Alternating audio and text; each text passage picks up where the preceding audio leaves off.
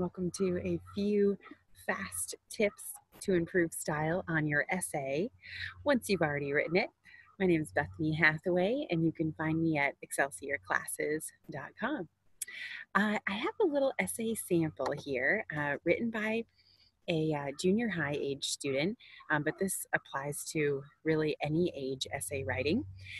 And what I did was I highlighted every other sentence.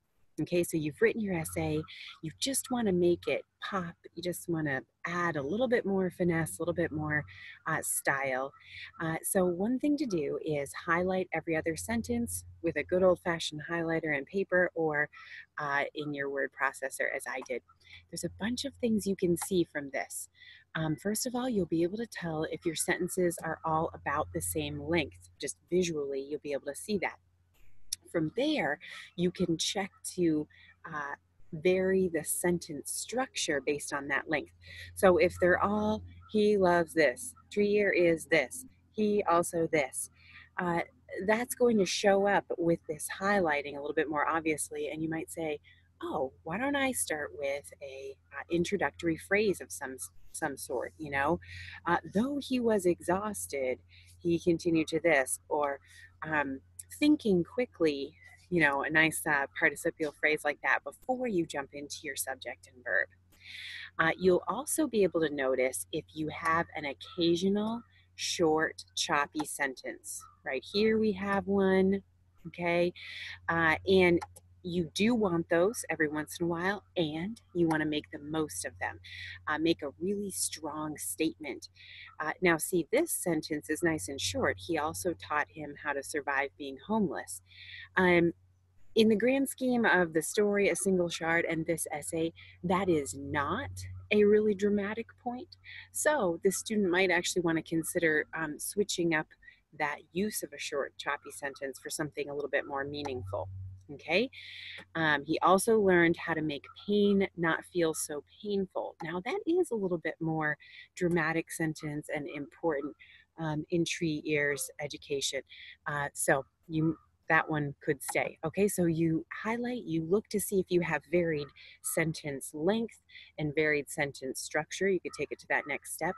Look for the occasional short, choppy sentence and some longer, flowery sentences.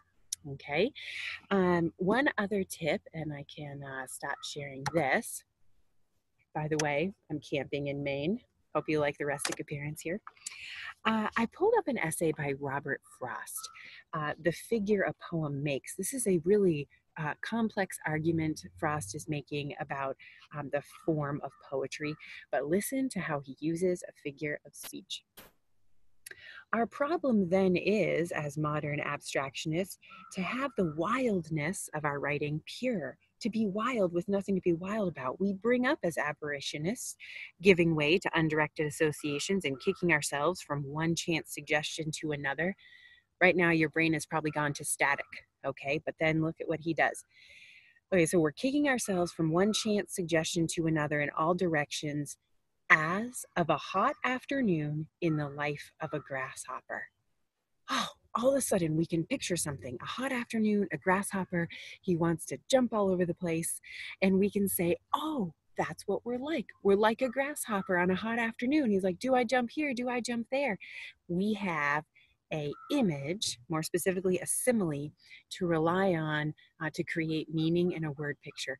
Do that in your writing. Think of a metaphor or a simile and just add it on to a sentence you already have. You're explaining something, just add like, or as, for a simile.